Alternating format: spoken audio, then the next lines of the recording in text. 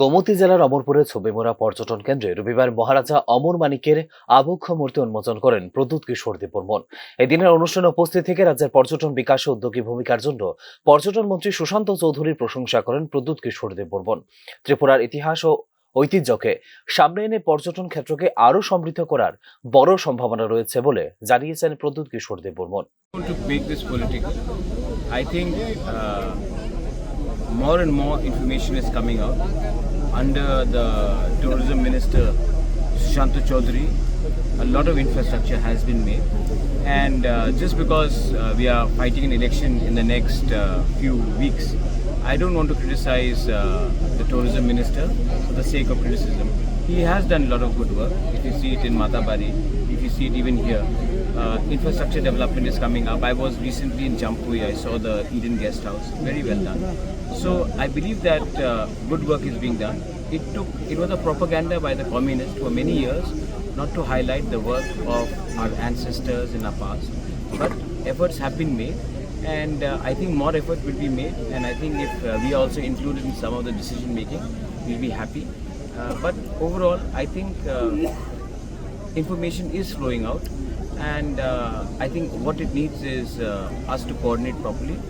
But nevertheless, let me say that under Sushant Chaudhary, tourism department has done very well despite financial crunch, and what you need is young people, young ministers who have different ideas to become part and be given a free hand so that they can develop Tripura. Tripura has huge potential in tourism, especially religious, cultural tourism, and if we can use that to our advantage, it will benefit the poor people, the common people, not only in Agartala but in the villages and in rural parts of Tripura as well.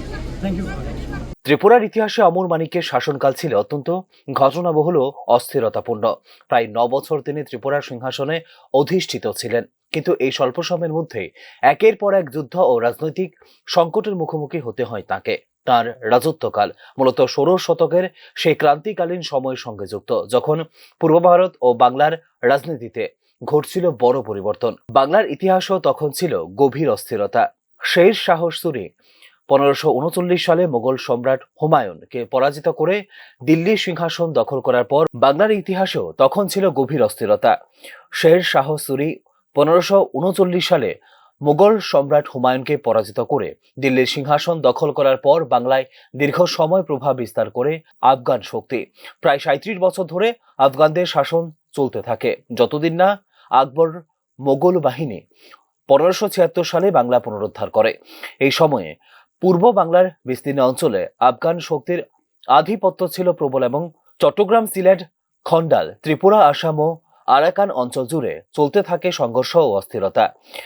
রাজা অমর মানিককে আফগান যুদ্ধবাজ এবং বিদ্রোহী জমিদারদের সঙ্গে বারবার সংঘাতে জড়াতে হয় এই ক্রান্তিকালেই। এক যুদ্ধে তরফ পরগনার বিদ্রোহী জমিদারকে আশ্রয় দেওয়ার পাঠান সেনাপতি ফতেহ খানকে পরাজিত করেন অমর মানিক্য। তবে বিজয়ের পর প্রতিশোধমূলক ব্যবস্থা না নিয়ে কূটনৈতিক পথ অবলম্বন করেন তিনি। ফতেহ খানের কাছ থেকে ভবিষ্যতে বিদ্রোহী জমিদারদের সহায়তা না করার প্রতিশ্রুতি নিয়ে মুক্তি দেন তাকে। এই বিজয়ের স্মরণে ১৫৮১ সালে একটি বিশেষ মুদ্রা জারি করেন অমর মানিক্য। তবে আরাকানের শক্তিশালী রাজা মিন ফালাউং এবং তার মগ সেনাবাহিনীর বিরুদ্ধে সংঘর্ষে ভাগ্য সুপ্রসন্ন ছিল না অমর মানিক্যের। চট্টগ্রাম দখলের উদ্দেশ্যে একাধিকবার ত্রিপুরার বিরুদ্ধে অভিযান চালান আরাকান রাজা। প্রথম দিকে কয়েকটি যুদ্ধে পরাজিত হওয়ার পর কৌশলগতভাবে শান্তির প্রস্তাব দেন তিনি। শুভেচ্ছার নিদর্শন হিসেবে দূতের মাধ্যমে পাঠানো হয় রত্নখচিত হাতির দাঁতের একটি মুকুট এবং একটি শান্তি চুক্তির খসড়া। এই মুকুটকে কেন্দ্র করে নতুন করে বিরোধ সৃষ্টি হয় ত্রিপুরার রাজ পরিবারে। কে মুকুট ধারণ করবে তা নিয়ে রাজপুত্রদের মধ্যে শুরু হয় দ্বন্দ্ব।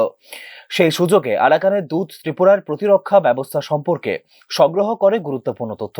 পরবর্তী আক্রমণে আরাকান বাহিনী বিজয় হয় এবং বড় ধাক্কা খায় ত্রিপুরা।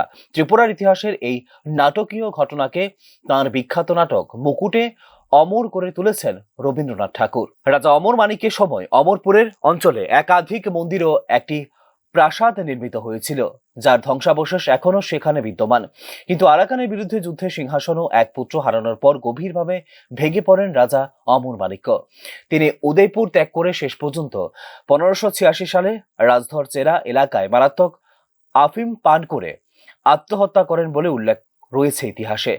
মৃত্যুর আগে তিনি তার রাজপুত্র রাজধরকে রাজ্যাভিষেক করান মনু নদীতে ভাসমান নৌকায়। পরবর্তীকালে কৈলাস শহর মহকুমার রাজচেরা নামে পরিচিত হয় এই অঞ্চলটি। স্থানীয় ত্রিপুরী জমাতিয়া বংশের লোককথা অনুযায়ী আরাকান রাজাদের বিরুদ্ধে যুদ্ধে বিজয়ের আশায় গোমতী নদীর তীরে দেবী চক্রমার পূজা করতে এসেছিলেন রাজা অমর মাণিক্য। ত্রিপুরার ঐতিহাসিক ঐতিহ্যের একটি গুরুত্বপূর্ণ অংশ হয়ে আছে এই কিংবদন্তিও। ব্যুরো রিপোর্ট, নিউজ নাও।